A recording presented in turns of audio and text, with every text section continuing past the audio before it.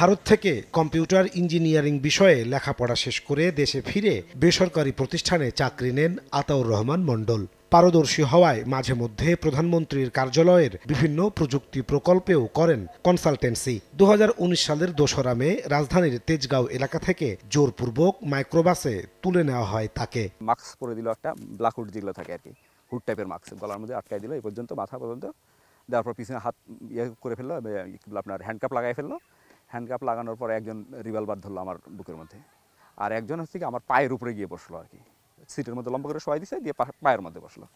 বসার পর এরপর আমাকে বলতেছে কোনো শব্দ বলবা না, কোনো কিছু করবে না, কোনো চিল্লাচিল্লি কিছু করবে না। আতাউরকে নিয়ে যাওয়া হয় এক অন্ধকার ঘরে। সেখানে চলতে থাকে নির্মম নির্যাতন। সেখানকার নির্মমতাকে দুনিয়ার নরক হিসেবে আখ্যা দেন এই প্রকৌশলী। জানান, খাওয়া আর গোসলের কোনো ব্যবস্থা ছিল না বন্দিশালায়। পুরো লোম একদম দাঁড়াই গেছে আমার, একদম রুমের ভিতরে ঢুকে দেখলাম কি রুমের মধ্যে ওয়ালের মধ্যে সফ সফ করে রক্ত লাগানো। এর আগে নিশ্চয়ই যাকে রেখেছিল তাকে হয়তো বড় টর্চারিং করছে, বা তার টর্চার করার পর তার যে ব্লাডগুলো সেই ওয়ালের মধ্যে হয়তো বা লেগে গেছে। একসময় আমাকে বলতেছে যে ও যদি কোনো কিছু স্বীকার না করে তাহলে এক কাজ করো, ওকে ওর যৌনাঙ্গের মধ্যে দাও, মানে ওর গোপনাঙ্গের মধ্যে তোমরা ইলেকট্রিক শক দেওয়ার ব্যবস্থা করো। গুনগুনানো শব্দ, মানে কান্নাকাটি শব্দ, অনেক জোরে জোরে করে করতো সেগুলো।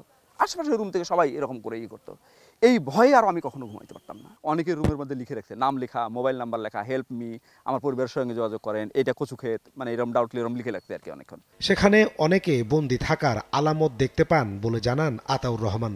আটকের কোনো কারণও জানানো হয়নি তাকে। 94 দিন পর বন্দিশালা থেকে মুক্তি পান আতাউর রহমান মণ্ডল। এখানকার একটা শব্দও যদি বাহিরে যায়, তোমাকে তো ধরছেই, তোমাকে আবার ধরবো, তোমার ফ্যামিলিকে ধরবো, তোমার ওয়াইফরে ধরবো, তোমার বাবাকে ধরবো, তোমার মাকে, তোমার ভাই বোন সবাইকে ধরবো, ধরে শেষ করে দিব।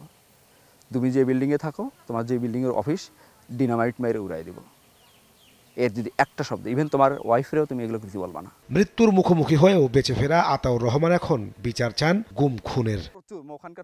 নাজমুস সালেহী, সময় সংবাদ, ঢাকা।